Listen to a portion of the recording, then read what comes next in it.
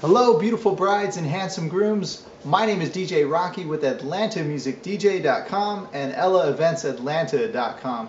In this video, we're going to talk about two major mistakes that brides make when hiring their wedding DJ.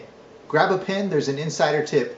Two major mistakes when brides make when hiring a wedding DJ. Let's get to the number one and the most important mistake that brides make when hiring a wedding DJ. Now, this is not just from my own personal experience, please. This is actually from other professionals I've spoken to directly, I've read about it, I've communicated with. The number one mistake is hiring a hobbyist type, low budget, non-business type DJ. Okay, now you've heard this, you've read about it, you've talked about it with your friends and family, maybe planning another wedding that you've heard of or been a part of, and you've heard this many, many times, or you read about it somewhere.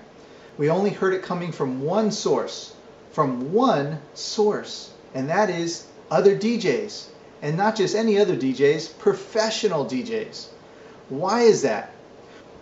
The reason why you don't want to invest in a hobbyist type or cheap DJ, let's just call him a cheap DJ, is because he's not even investing in his own business to survive for the long term or the future. He's not investing into the professional equipment or the quality of service that he can give to your wedding, that your wedding deserves.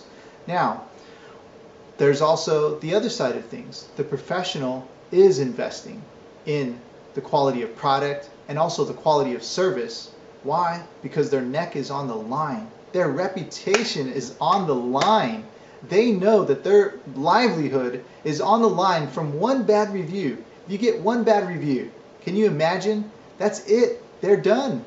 Now, it's very, very important to know that investing in a hobbyist is probably not the smart way to go.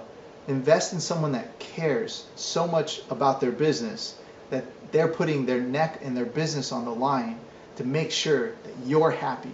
I think that's the most important thing out there. Let's look at another insider tip of why it's only been coming from one direction, only coming from other professional DJs. This information of do not hire a cheap wedding DJ.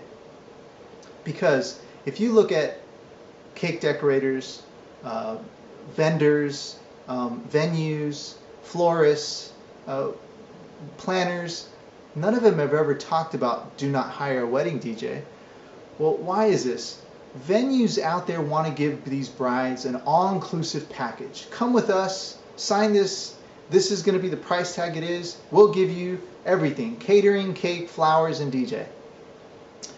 But what they do is they hire the hobbyist or the low budget type of a vendor, DJ, and they cut the prices on them, what they'll pay them. And then they raise the price up on you saying, you're getting an all-inclusive, we're giving you everything you need, you don't need to go anywhere else, we're going to make life easier for you type of a package, price. And so what happens is you get this hobbyist, low budget type of a vendor for your wedding, and you don't even realize it. See, brides, you're not the only one asking the DJ to lower his prices. The cake decorator is telling him to lower the price. The florist is telling him to lower the price. The venue is telling him to lower the price. The planners are telling him to lower the price. Every single vendor out there is constantly beating the DJ to lower his prices. And then at the end of the day, the most important person, the bride, is asking the DJ to lower the price. So after pounding and pounding the DJ to lower his price from every single corner that he turns or she turns, it's only the professionals that survive the ways and the woes of this industry that say no, that my expertise, my experience, and my reputation is on the line, and I'm worth the price tag that I'm giving to you. Those are the ones that truly survive, and those are the ones that you should actually be investing in when it comes to your wedding.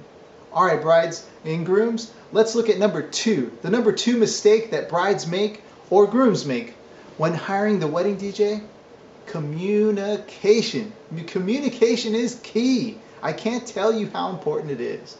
And I tell you this, again, this is not only my own experience, this is experience from other professionals out there that I've talked to around the country.